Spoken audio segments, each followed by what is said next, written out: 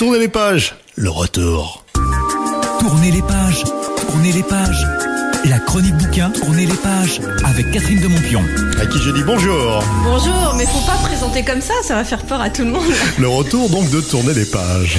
Alors, dans le sommaire aujourd'hui et dans l'actualité des bouquins pour comprendre la situation économique et politique en ce moment, et du boulot, l'actualité et la culture générale expliquée aux ados avec une nouvelle collection d'abécédaires s'appelle Étoc. Et nous aurons avec nous Béatrice Egemard pour Tes rocs ou tes ringues. Bonjour Béatrice. Bonjour. Bonjour. Bienvenue. Nous avons aussi la directrice éditoriale pour les livres ados, c'est Paola Grieco. Bonjour Paola. Bonjour. Bienvenue. Vous êtes sur Nantes, je crois. Oui, c'est ça, exactement, à côté de Nantes. Nantes. Ouais. D'accord. Beau temps?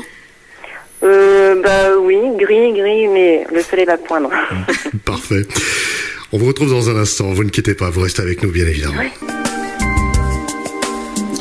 L'actualité et la culture générale expliquées pour les ados. Voilà. Dossier numéro 2. Avec une nouvelle collection qui vient de sortir chez Gulfstream Éditeur et qui s'appelle Étoc. Et nous avons avec nous Paola Grieco qui est l'éditrice. Rose, bonjour. Oui, rebonjour. Alors, on va parler effectivement de cette collection. D'abord, je trouve que le titre de la collection est quand même très très bien. Ça bouge, on va dire. Alors, c'est des abécédaires, voilà. Mais c'est pas des abécédaires comme les autres. C'est un petit peu particulier. Alors, est-ce que vous pouvez nous expliquer un petit peu comment ils sont faits? Oui, bien sûr. Alors, le concept est né en fait en juin 2010. L'idée, c'est de proposer en fait une alternative aux adolescents et jeunes adultes. Donc c'est vrai que pour la tranche d'âge 15-25 ans, on est plus habitué à avoir de la fiction. Et l'idée là, c'était plutôt de parler de thèmes d'actualité, mais d'une façon un petit peu originale, un petit peu impertinente, et d'apprendre des choses, des anecdotes et sur des thèmes de fond. Donc par exemple sur la télévision ou sur Internet ou sur le rock. Donc on imagine a priori que ce sont des thèmes qui sont très connus et très pratiqués entre guillemets par les adolescents. Oui. Et en fait le challenge de la collection c'était justement de leur faire découvrir en fait ces thèmes sous un autre angle et notamment avec le principe de l'abécédaire. Donc l'abécédaire ne revendique pas l'exhaustivité bien sûr parce qu'il y a à peu près une 50aine de rubriques par titre, mais en fait il y a un ton qui est un petit peu orienté, en fait c'est pour ouvrir un espèce d'appétit intellectuel pour les sujets de société et l'actualité, en fait, pour éveiller vraiment un intérêt, une curiosité et un esprit critique. D'accord. Alors, vous parliez de la tranche d'âge, 15-25 ans. Moi, je vais me faire un petit peu l'avocat du diable. Est-ce que c'est pas une tranche d'âge où, justement, on a plus tendance à aller vers Internet et vers les bases de données pour retrouver des renseignements plutôt que sur les livres? Oui, alors c'est vrai que c'est souvent la question qui a été soulevée. Alors la collection Étoc, en fait, c'est un peu un pari éditorial parce qu'en effet, le foisonnement d'informations que l'on retrouve dans ces livres-là, c'est vrai qu'a priori, on peut déjà les trouver sur Internet. Mais le but, en fait, c'était de créer un objet qui soit attractif et qui apporte plus, en fait, que ce qu'on peut voir sur les sites Internet.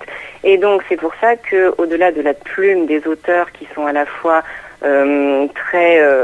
qui entretiennent un lien étroit avec le thème en question et qui font preuve de beaucoup d'humour, on a fait appel en fait à un collectif d'illustrateurs qui sont issus du milieu de la BD indépendante et l'idée c'était d'apporter en plus de la touche humoristique des textes un graphisme assez sympa avec des petits plus comme des flipbooks en bas des pages avec des quiz à la fin, quelques indications bibliographiques pour aller plus loin en fait dans la thématique abordée ou des indications de cinéma. Donc c'est un espèce de package complet, ce n'est pas juste du texte informatif en fait.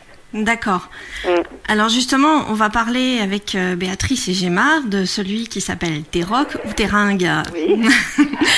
déjà, le titre est assez accrocheur et un peu étrange. C'était le but, oui. C'était le but.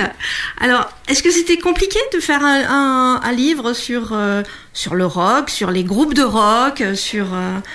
En fait, ça a été un peu un challenge pour moi parce que je me sentais pas spécialement compétente en matière de rock et Paola s'est adressée à moi parce que j'étais un des auteurs qu'elle connaissait donc dans sa maison d'édition et qu'elle savait que je faisais de la musique.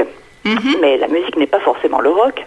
Donc au début, on était parti sur la musique en général, et puis elle a dit, ce serait chouette quand même que ce soit ciblé rock. Et là, ça m'a vraiment interpellée. Je me suis dit, est-ce que je vais y arriver? Et puis, j'ai fait appel à un de mes fils qui est co-auteur et qui est passionné de rock, et on a tenté l'aventure à deux, et ça a été extra. Je me suis vraiment régalée à travailler là-dessus. J'ai trouvé que le fait d'aborder ça par le biais d'un abécédaire était très intéressant. Alors quand on pense à abécédaire en rock par exemple, on s'imagine qu'on va avoir A, ACDC, ce genre de choses. Bon, ça a déjà été fait 1000 fois et très très bien. Donc nous on s'est pas positionné sur ce créneau, on a pris des thèmes. Par exemple à la lettre G, on a guitare, ampli et autres matos. Et on a fait comment ont été créées les guitares électriques, les basses, l'histoire des amplis. Et finalement, on parlait tout à l'heure de culture internet. Et j'ai pas l'impression qu'il y ait énormément de synthèse sur Internet.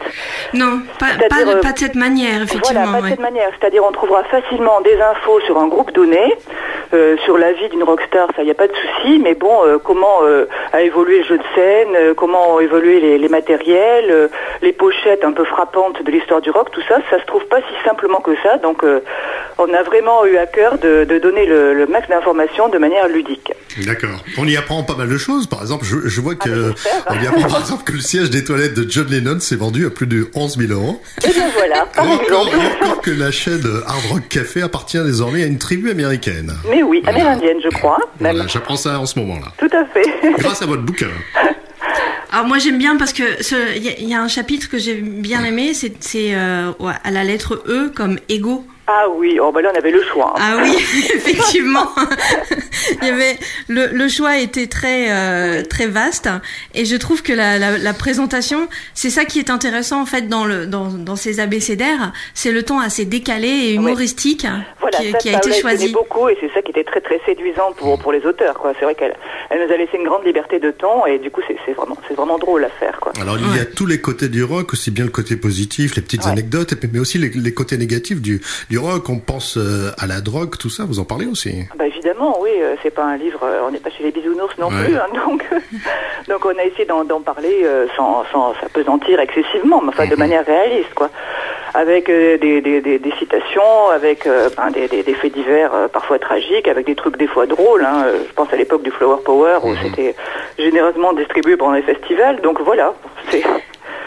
Et vous avez même pensé aux plus anciens, puisqu'à la lettre P, vous avez choisi de faire les papis. Et oui, oui, parce que le rock a plus de 50 ans maintenant, c'est assez frappant. Et moi qui ai des enfants entre 12 et 22 ans, je me suis aperçue qu'effectivement, toute une partie de la culture rock qui pour moi a été évidente, pour eux, c'était même pas de l'histoire ancienne, c'est des choses qu'ils ne connaissaient pas. Donc les débuts du rock, les choses de mes propres parents, toute cette histoire-là qui est très riche. Les premiers groupes de rock, le rockabilly, tout ça, c'est des choses qui restent à découvrir pour la plupart des jeunes d'aujourd'hui. C'est vrai. Alors juste en 2 mots, si vous aviez un argument frappant pour pousser les ados justement et les jeunes à aller vers ces abécédaires, qu'est-ce que vous diriez? Allez-y et régalez-vous. D'accord. Paola, vous diriez quoi? Soyez impertinent, c'est surtout ça. D'accord. Oui, c'est tout à fait le ton qu'on retrouve dans la plupart de vos livres, aussi également dans la collection Dame Nature aussi, avec ces documentaires qui sont très drôles également. Merci à toutes deux d'être intervenues dans l'émission. Merci. Merci, c'est un plaisir. On rappelle le titre du bouquin T'es rock ou t'es ringue de Béatrice Gémard, 231 pages de bons conseils, et ça coûte 12 €. Merci. À bientôt. Merci. Au revoir. Au revoir.